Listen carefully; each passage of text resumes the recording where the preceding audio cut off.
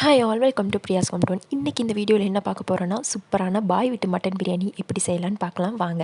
அதுக்கு நான் இங்கே சோம்பு கசகசா சோம்பு 2 ஸ்பூன், கசகசா 1½ ஸ்பூன், அப்புறம் ஏலக்காய், பட்டை, கிராம்பு இது எல்லாமே சம அளவில், இந்த 3மே சம அளவில் எடுத்துக்கிறேன். இப்போ நான் காமிக்கிற எல்லாமே 4 பேர் 4 மெம்பர்ஸ் சாப்பிட்ற பிரியாணி அளவு தாங்க. குக்கரில் வச்சு காமிக்க போகிறேன் எப்படின்னு. அதுக்கு நான் இங்கே கறியை மட்டனை வேக வச்சு எடுத்துக்கிட்டேன். நான் மஞ்சத்தூள் போடலை. மஞ்சத்தூள் போடாதீங்க, அப்போ தான் பிரியாணி கலர் நல்லா வரும். அதுக்கு நான் ஒரு குக்கரில் இப்போ ஆயில் ஊற்றி நிறையாவே ஆயில் ஊற்றிக்கோங்க. நெய் ஊற்றுறதுனால நெய் ஊற்றிக்கோங்க. நான் இங்கே நெய் யூஸ் பண்ணல, நான் ஆயில் மட்டும்தான் யூஸ் பண்ணுறேன். இங்கே நல்லா ஆயில் இதானதுக்கப்புறம் நான் இங்கே 4 பேர் மெம்பருங்காட்டி நான் 2 டம்ளர் அரிசி தான் போட்டிருக்கேன். அதுக்கேற்ற அளவு தான் இதெல்லாம். அப்போ 2 பட்டை, ஒரு 4 கிராம்பு, ஒரு ஏலக்காய். ஏற்கனவே நம்ம ஸ்பைசஸ் அரைச்சி வச்சுருக்கங்காட்டி இது கம்மியாக சேர்த்திக்காங்க. அப்புறம் ஒரு பிரியாணி இலை சேர்த்திக்காங்க. சேர்த்துனதுக்கப்புறம் இது எல்லாமே பொரிஞ்சு வந்ததுக்கப்புறம் வெங்காயம் 3 வெங்காயம், நான் பல்லேரி வெங்காயம் நிறையாவே ஸ்லைஸ் பண்ணி போட்டிருக்கேன். இது நான் வெங்காயம் அதிகமாக எவ்வளோ அளவு போடுறோமோ அவ்வளோ அளவு டேஸ்ட் கொடுக்கும் பிரியாணி. நீங்கள் நிறையா வெங்காயம் போட்டு நல்லா ப்ரௌனிஷாக ஆகிற வரைக்கும் நீங்கள் வதக்கிட்டே இருங்க. இங்கே நான் 3 வெங்காயம் எடுத்திருக்கேன் பாருங்கள், நிறைய போடுங்க. இப்போ 4 பேர் சாப்பிட்ற அளவுங்காட்டி நான் இவ்வளோ போதுன்ட்டு எடுத்திருக்கேன். நீங்கள் வெங்காயம் நல்லா ப்ரௌனிஷாக ஆகிற வரைக்கும் வதக்கிட்டே இருக்கணும். அப்போ தான் பிரியாணியோட கலருமே நல்லா வரும். இதுதான் ஒரு ஒரு பிரியாணியோட ரெசிபியோட ஒரு சீக்ரெட்டே. எவ்வளோ அளவு வெங்காயம் வதங்குதோ அவ்வளோ அளவு பிரியாணி கலரும் டேஸ்ட்டும் நல்லாவே வரும். அப்புறம் நான் தக்காளி ஒரே 1½ தக்காளி தான் போட்டிருக்கேன். இப்போ பச்சை மிளகா வேணும். தக்காளி ஜாஸ்தியே போடக்கூடாது பிரியாணிக்கு.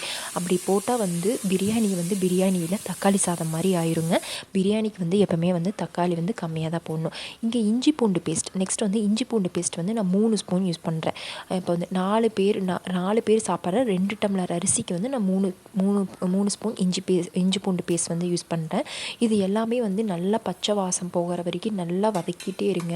அந்த ஆயில் பிரிஞ்சு வரணும், அதுக்கேற்ற மாதிரி நல்லா வதக்கணும்.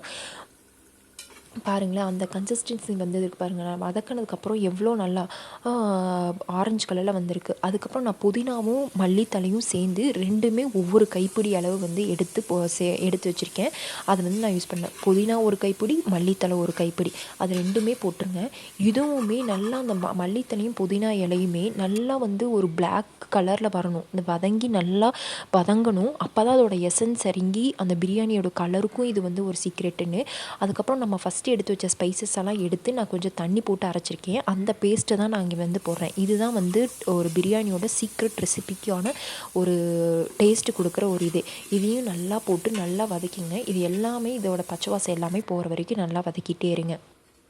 வந்ததுக்கப்புறம் நம்ம ஏற்கனவே வேக வச்ச கறியை எடுத்து நம்ம இதில் போட்டு வதக்கிக்கலாம். இதில் நான் இந்த கறிக்கு உப்பு மட்டும் போட்டு தண்ணி மட்டும் போட்டு வேக வச்சுருக்கேன். 2 விசில் மட்டும் விடுங்க.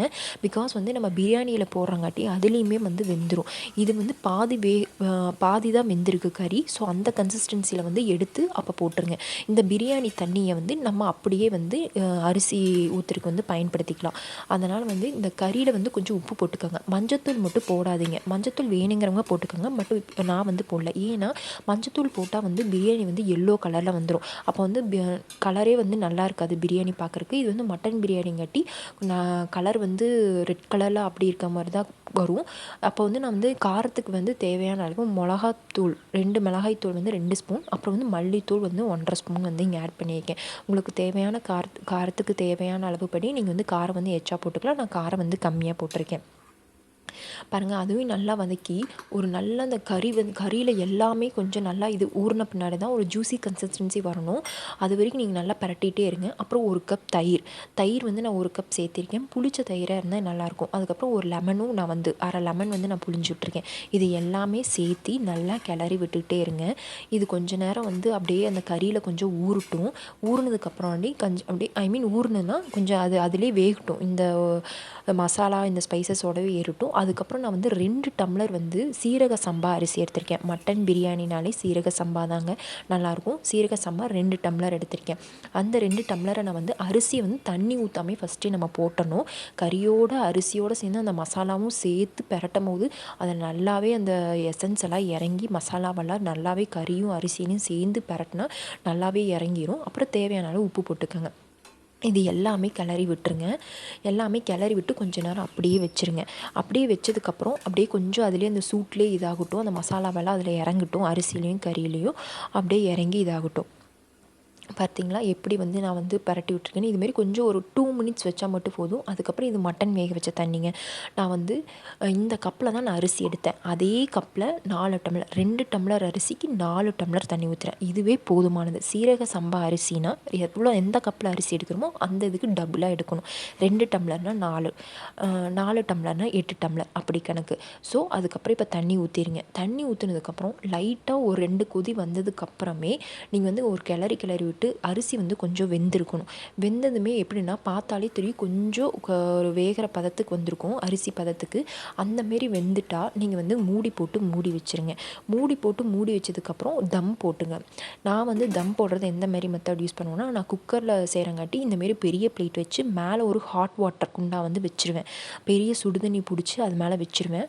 அதோட ஹீட் வந்து கீழே இறங்கி நல்லாவே வெந்துடும். கறி பாருங்கள், இப்போ பிரியாணி எடுத்து காமிக்கிறேன், வெந்துருச்சு. வெந்ததுக்கப்புறம் பாருங்களேன், அப்படியே இது வந்து இன்னி கொஞ்சம் நீங்கள் கொஞ்ச நேரம் ஆறுனதுக்கப்புறம் பார்த்திங்கன்னா நல்லா உதிரியாக புழுன்னு வந்துடும். இப்போ நான் எடுக்கிறது பாருங்கள், எல்லாமே இறங்கி எல்லாமே எசன்ஸ் எல்லாம் இறங்கி சூப்பர் பதமாக செம்மையாக இருக்குது. டேஸ்ட்டுமே நல்லா வந்திருக்கு. கறி வந்து அற்புதமாக வெந்திருக்கு. நல்லா செம்மையாக கறி வந்து மட்டன் வேகிறதுக்கு வந்து இது வந்து பாருங்கள், நான் எடுத்து காமிக்கிறேன் கையில். கறி வந்து அவ்வளோ சாஃப்டாக வெந்திருக்கு. நம்ம வந்து 2 விசில் விட்டு கொஞ்சம் நேரம் தான் அடுப்பில் வச்சோம், நல்லாவே வெந்துருச்சு. இது கூட மட்டன் குழம்பு வச்சு சாப்பிட்டு பாருங்கள், சூப்பராக இருக்கும். இதுதான் என்னோடய ஸ்டைல் மட்டன் பிரியாணி. இந்த வீடியோ பிடிச்சிருந்தால் மறக்காமல் லைக் பண்ணுங்கள், ஷேர் பண்ணுங்கள், சப்ஸ்கிரைப் பண்ணுங்கள்.